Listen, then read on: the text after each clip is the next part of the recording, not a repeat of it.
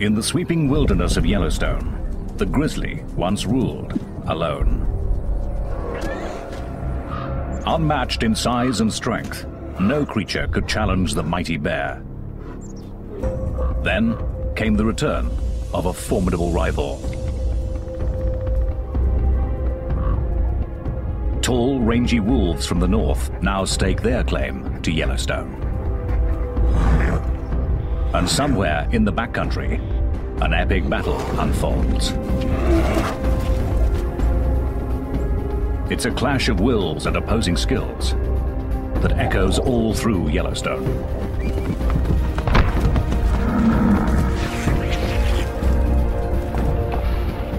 In the cauldron of this wilderness, the grizzly has the most to lose.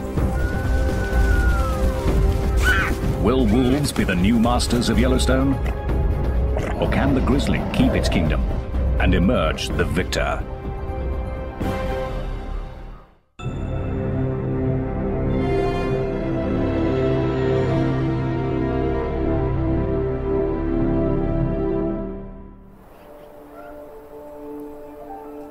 It's spring in the northwest corner of Wyoming. The year is about to begin for the grizzlies of Yellowstone.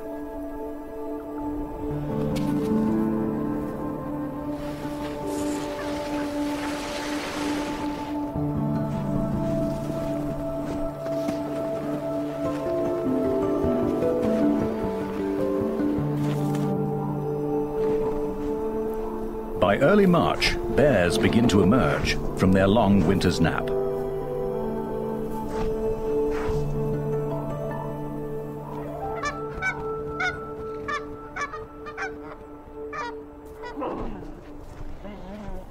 They may not have eaten a thing for 4 or 5 months, and with snow still deep, a female and 3 cubs search for a winter kill.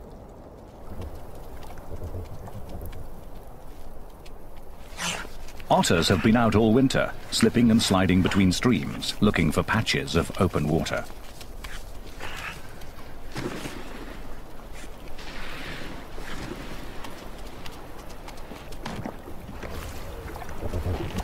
They're kept under close watch by a coyote. He's on a constant search for food. This is a world of predators, scavengers, and opportunists.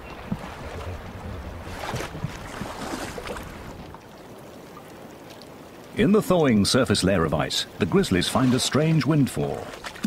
Entombed in the ice all winter, frozen fish are the first banquet of the year for the bears.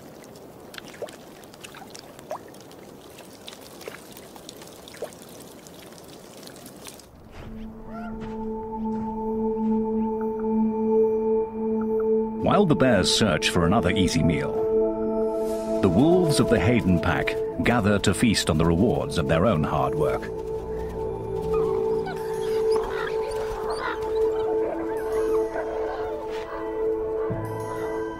But a bold young bear has found their carcass, and a grizzly is accustomed to taking what he wants.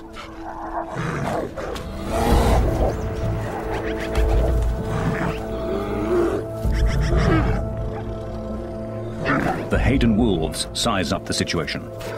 The pack is 9 wolves strong, and this is not the largest of bears.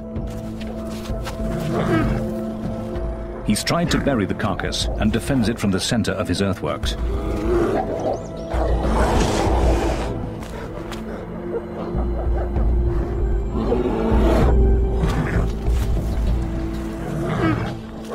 It's his strength against their speed.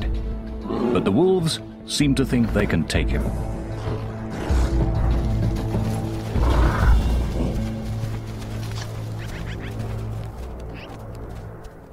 The Haydens prove to be more than the young bear can handle. This time.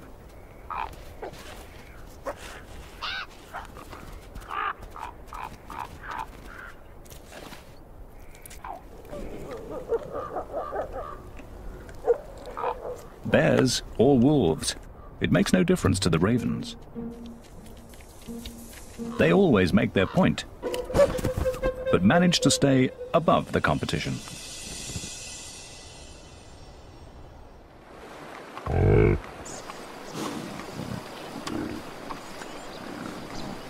Bison will face both wolves and bears over the course of their lives, but the first challenge for newborn calves is just keeping up with their mothers.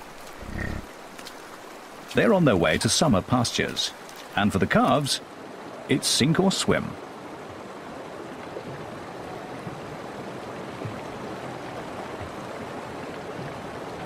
Instinctively, the calves seek shelter next to their mothers.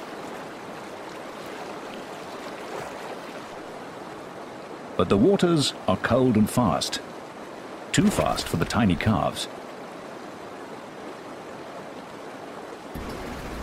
One has been swept into a logjam and is in real trouble.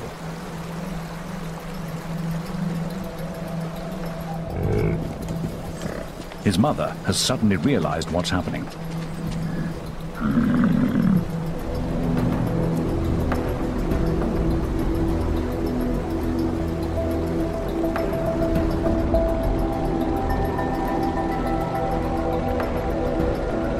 The calf breaks free, but is not out of danger. Calves often lose their mothers during river crossings, and without her, he can't survive.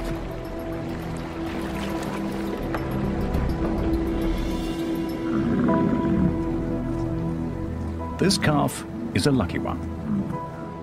He's safe, though utterly exhausted.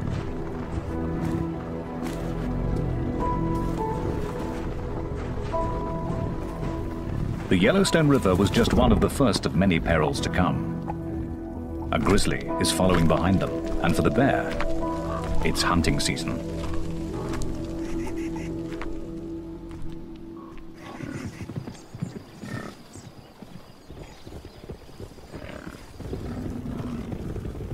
Yellowstone's 3,500 bison are the largest free-ranging bison herd in the world. As they gather on the greening meadows of Hayden Valley, the old frontier looks very much alive. It's a scene one old grizzly has witnessed many times. This rugged veteran has roamed Yellowstone for almost 20 years, long before wolves were brought back to the park. He is bear number 211, known to bear watchers as Scarface. In his youth, he hunted bison in this great valley. Now, he leaves such high-risk work to a younger generation.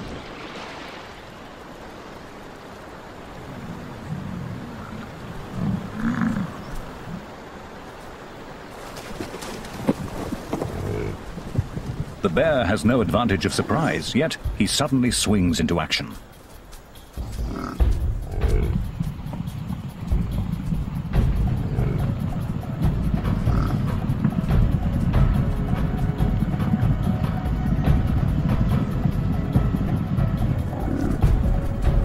The chase is just youthful exuberance. There's not much hope of success.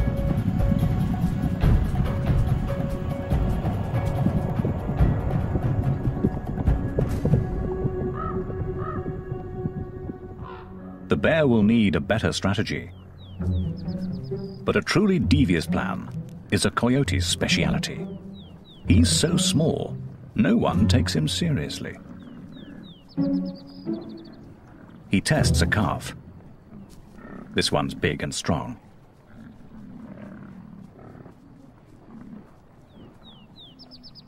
Then he finds a smaller one.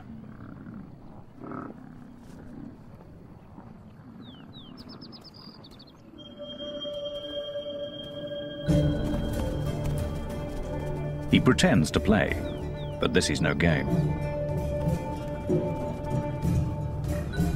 If the coyote can coax the calf off by itself, he has every intention of killing it. Just one bite could cripple the calf.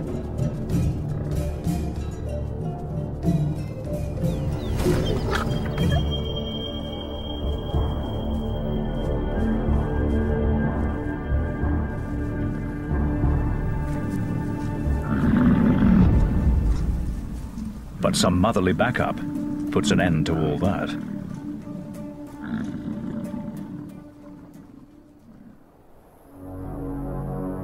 Another grizzly is on the calving grounds, and this one has perfected his craft.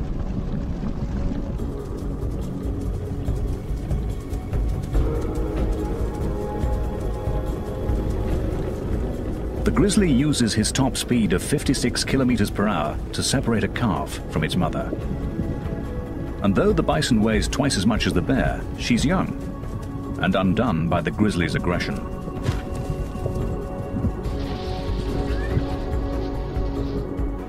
She hesitates, and her calf is lost.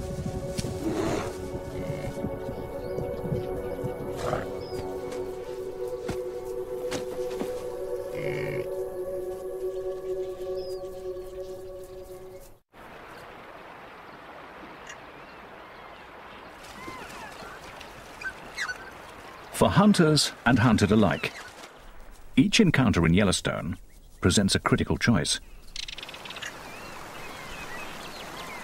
What is brave one moment is foolish the next. To fight or to flee, all of life hangs on the decision.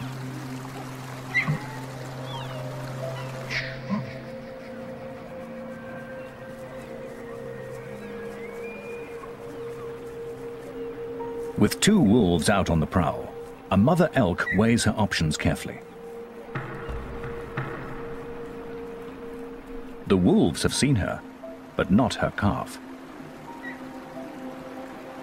It's too young to outrun the wolves. Its only defense is to hide and keep completely still.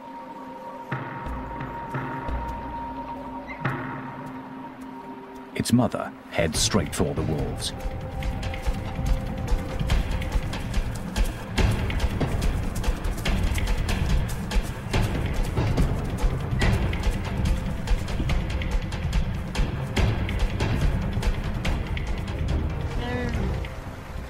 Her purpose is to distract them, to keep their attention entirely on her.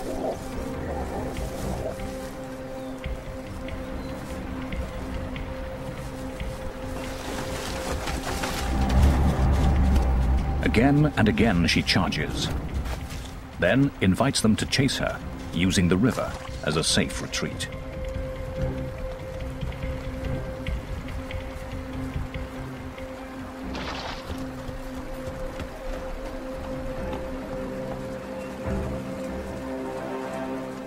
She can play this game against two wolves, but she would never attempt this with an entire wolf pack.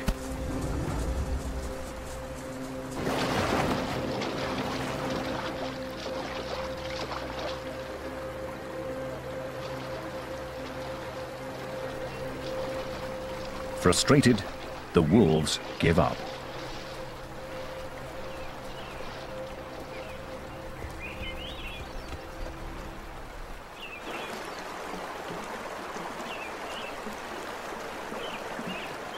The calf owes its life to the tactics and the courage of its mother.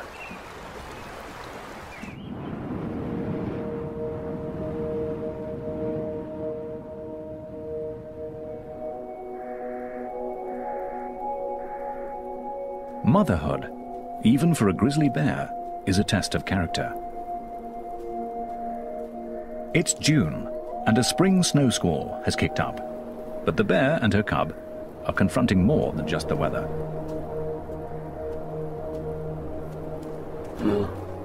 Wolves from the Druid pack have caught them out in the open. In the tug of war between grizzlies and wolves, The wolves attack where they can. They are after the cub. If they can kill it, they will eliminate a future rival.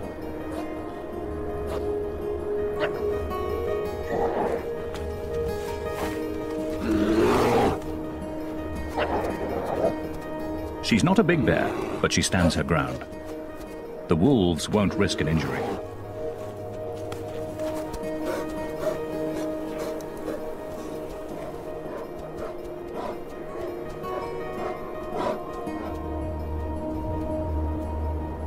Suddenly, it's over.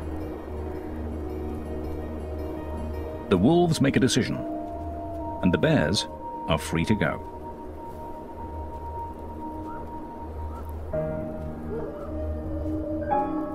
As the two dominant predators in Yellowstone, grizzlies and wolves, make life hard for each other. The cub is vulnerable to the wolves now. If he survives to become a really big bear, the tables will turn.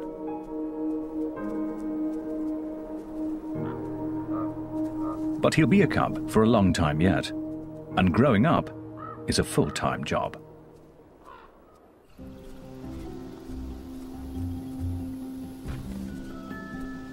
Things are even more interesting with a brother or sister.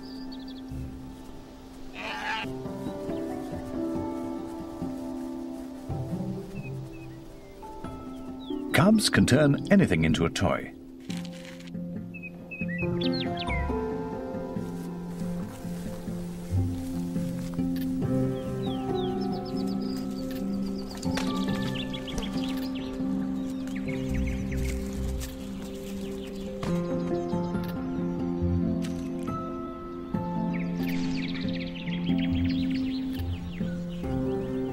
Every game lets them discover what they can do, and their mother is always there to supervise.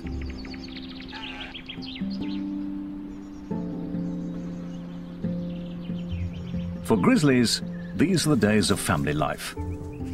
They'll spend 2.5 years under the constant care of their mother.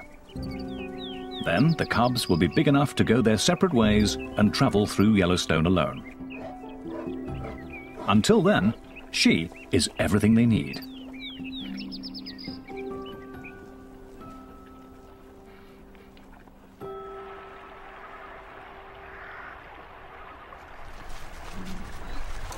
A wolf's lifestyle couldn't be more different. Wolf pups are used to large families. There are 5 pups in the average litter. At 1 month old, they begin to venture away from the den.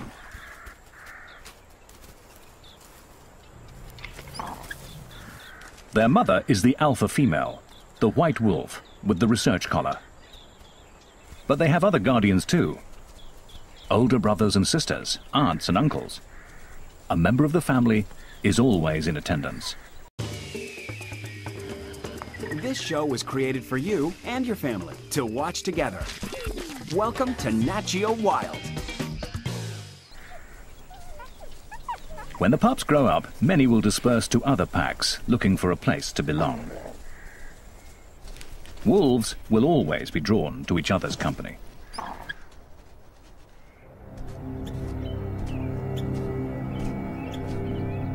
A grizzly ambles along a trail on his solitary way above the den. It's old Scarface. He probably means the pups no harm, but he's come far too close for the wolves' comfort. The adults treat him as a serious threat.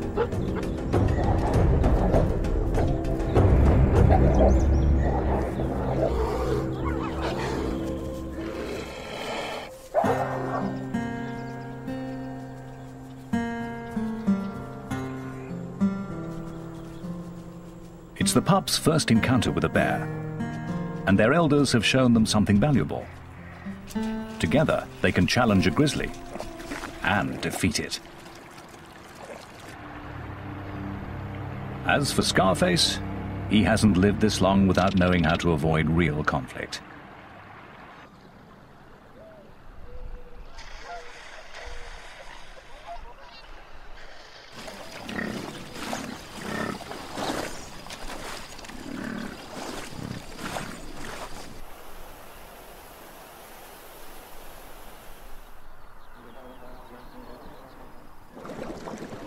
By the end of June, the high country is bright with colour.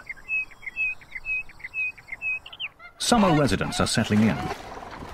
They're claiming territories, building homes,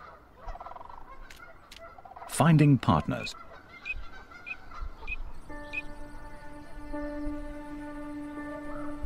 Even grizzlies get caught up in the social scene. It's the mating season.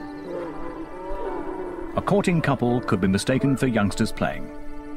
But for grizzlies, this is romance.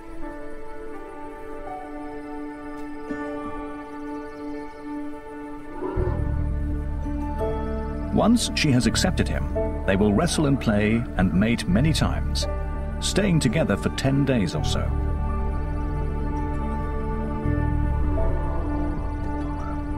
But their devotion will be fleeting. Enduring bonds are not in their nature. Yet, while it lasts, they share a moment of tenderness grizzlies seldom display.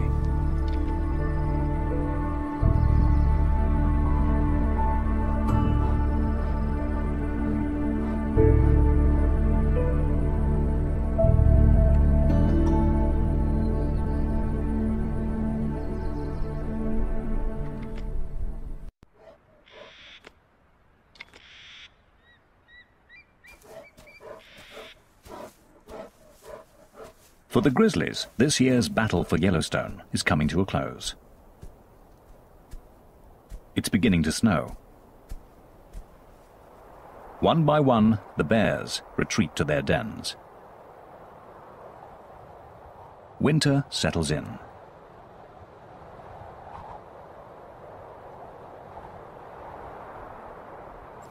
The snow brings elk down from the high country to wintering grounds in the valleys. And wherever the elk go, the wolves follow. Winter is the season when wolves are riding high.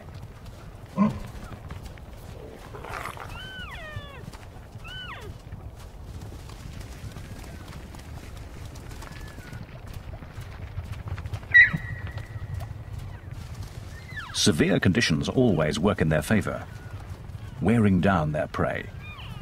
The deeper the snow, the better the hunting.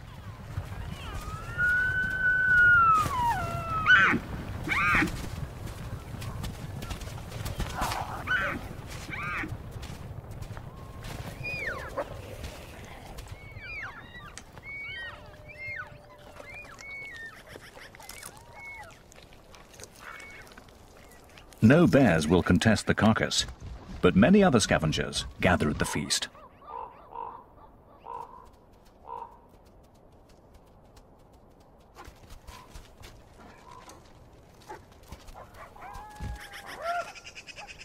Eagles, ravens, magpies and coyotes are uninvited guests at every kill. Though wolves have the undisputed upper hand, they make the long winter easier for all these other carnivores. As long as there are elk, the wolves will provide. But all these hungry scavengers steal so much meat that they may be one reason why the wolves form packs, to protect their own share of the kill.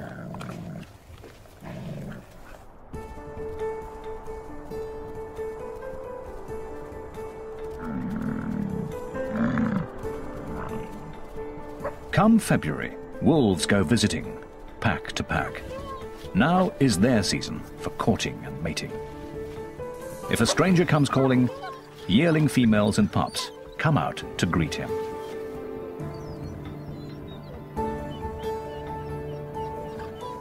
He'll please them all if he can, but what he's really after is a willing partner and a private rendezvous. Yet even the most intimate moment often requires the pack's approval.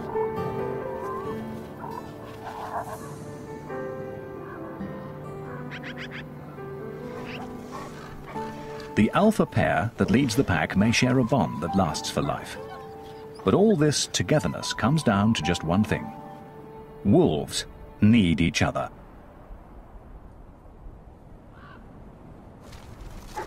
Wolves are accustomed to working year-round and feeding many mouths. But come the end of winter, it can take the abilities of a bear to get the job done.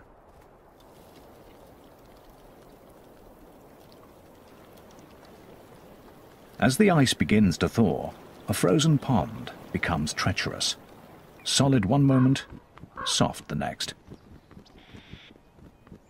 A wolf has discovered its most recent victim. The wolves weigh about 45 kilos and cannot trust the ice to hold them. They can see the carcass and would take the hand out, but it just isn't worth the risk. As the pond continues to freeze and thaw, coyotes venture onto the ice. At 14 kilos, they are light enough to cross it, but not strong enough to move the carcass.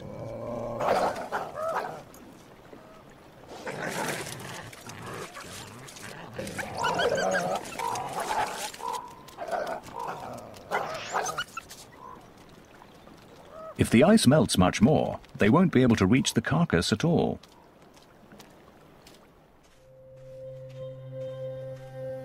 For once, a grizzly, fresh from his den, arrives as something of a hero.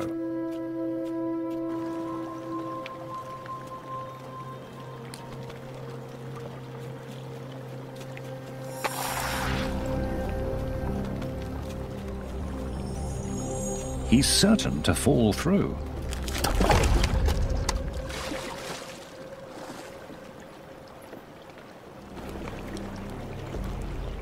But his massive strength will come to the rescue.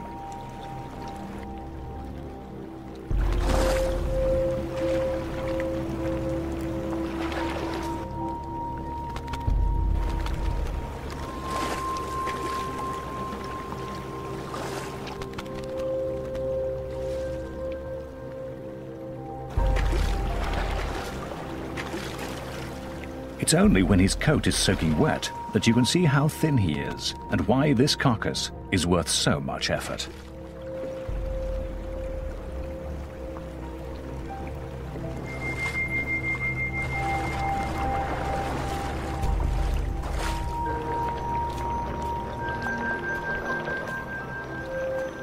As the bear reaches shore with the prize, even the ravens can appreciate his labors. And there'll be bones for the coyotes, after all.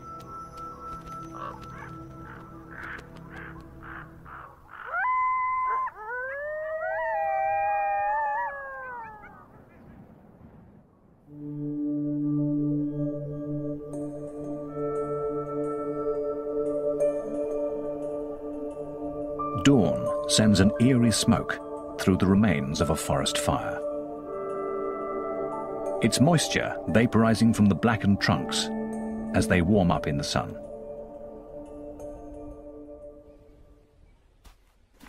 Though the fire killed the trees, a wild garden springs up at their charred feet, rich with minerals from the ash. Grizzlies seek out this fresh, nutritious salad.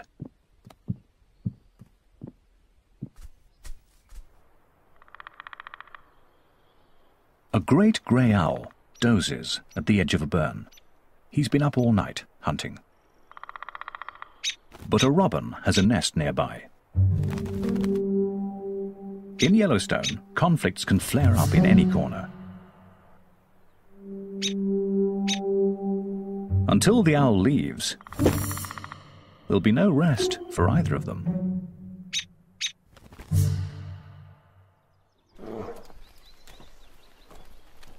A grizzly has come to the recovering burn to feast on daisies, asters, fireweed, and cow parsnip, teaching her yearling cub that this is a good place to forage. A cub has to learn a great variety of plants and where to find them at what time of year. And while one cub studies this lesson, another follows its mother onto the calving grounds of the elk. Grizzlies aren't full-time predators like the wolves, but they still take their toll of elk calves each spring.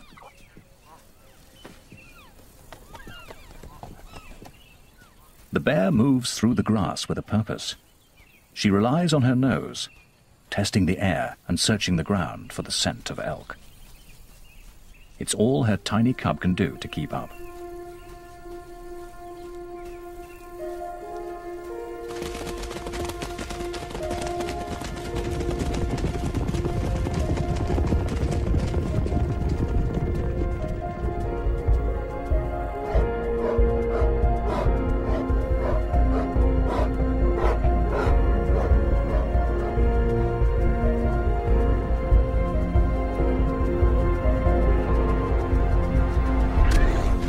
For the calf, the brief dance between birth and death will be over in a moment.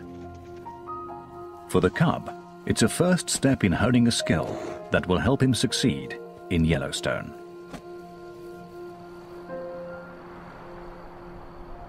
Yet bears have many ways to make a living.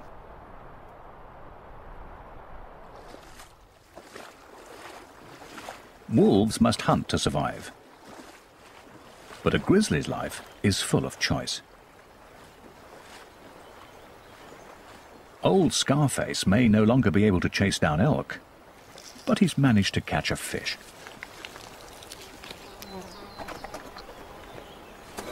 And as he wanders his range, there will be mushrooms and dandelions, ants and earthworms, biscuit root and berries to harvest. The grizzly needs a kingdom vast and varied and complex. He needs all of Yellowstone.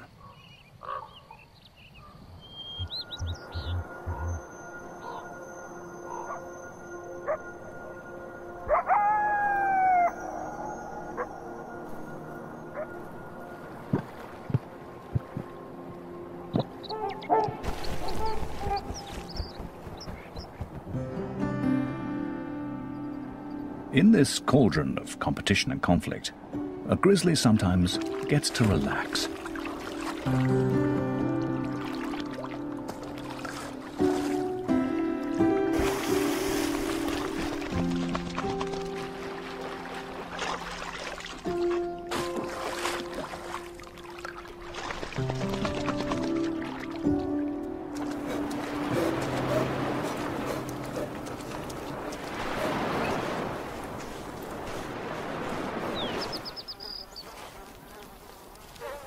He retrieves a mule deer he has stashed in the grass by the lake, and for once he has a whole carcass to himself. Well, almost.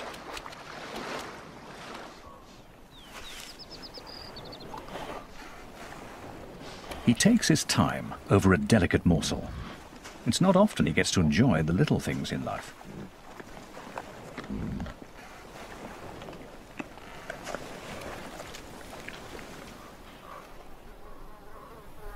Then, after lunch, a nap.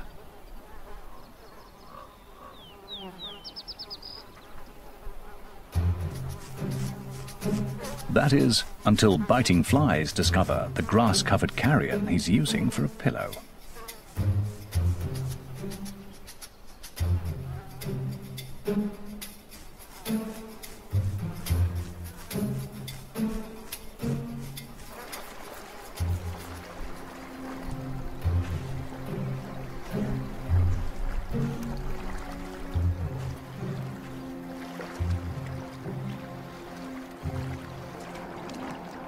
He retreats to the cool waters for some sweet relief.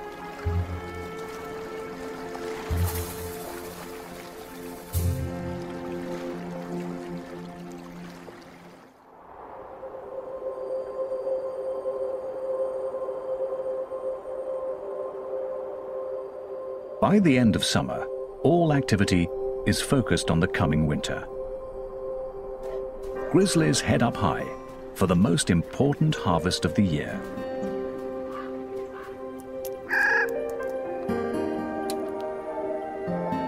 The Clark's nutcracker is up there already, collecting the seeds of the whitebark pine. Squirrels are also gathering their winter seed store. The birds will disperse the seeds, but the squirrels will cache them, and that's what the grizzly is looking for. The bear digs up their work. The seeds are rich in fats, and the bear takes in as many calories as she can.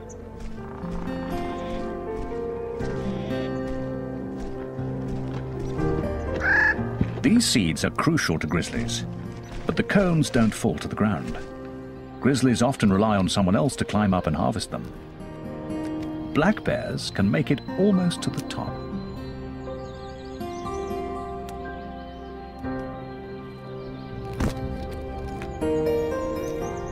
They'll bring the branches and cones to the ground and in reach of the grizzly.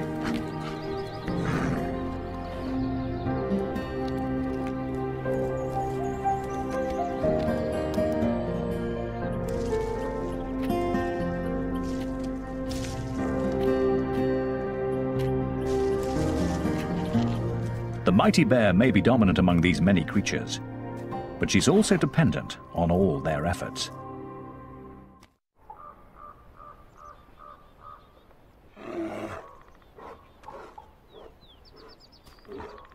In this tale of two predators, each succeeds according to its nature. This enormous male is waiting on the wolves. He's staked out in the territory of the Molly's pack. And here they come, right on schedule.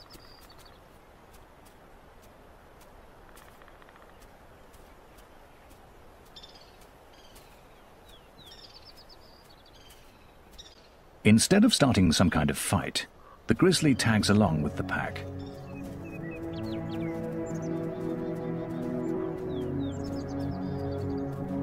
The bear is huge. He looks to be almost 300 kilos, and the wolves seem resigned to his presence.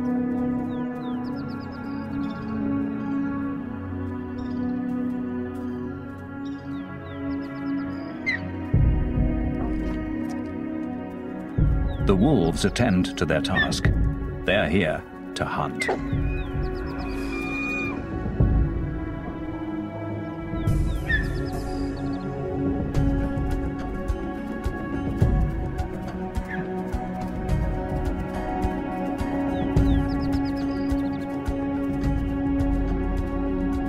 The bear lets them go. He's in no hurry.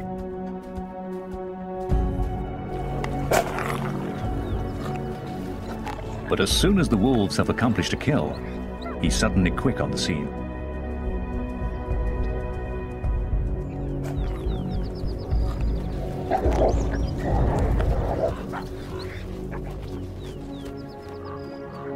This is the way of things in Yellowstone.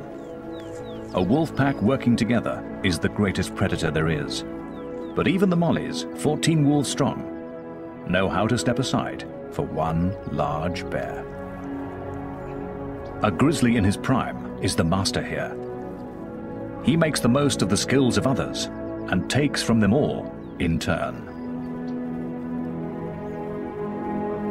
The wolves must simply bide their time and wait for him to leave.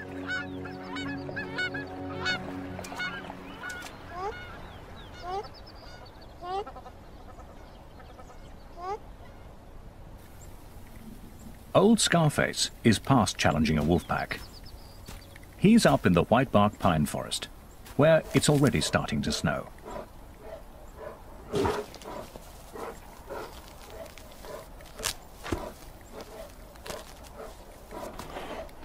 Winter is closing in.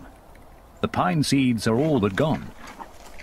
Soon, there'll be nothing left to eat. Slowly, limping now with age and effort, he makes the climb up the snowy slope.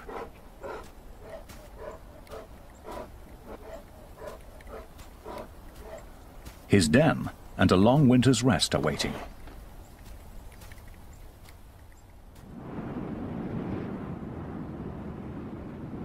By the end of November, the grizzlies of Yellowstone have gone to bed. Once again, Yellowstone is wolf country. At least, that's how the story is supposed to end. But here, on Christmas Day, 4 weeks late for hibernation, a grizzly sits on a wolf kill.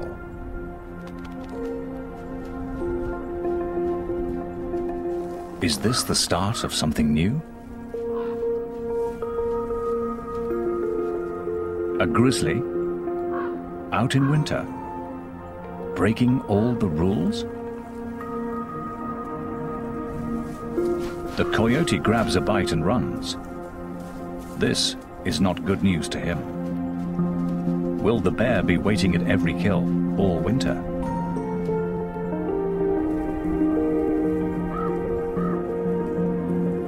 The bear is wide awake and appears to enjoy being out past his bedtime. After all, it is Christmas, and he's discovered a satisfying secret.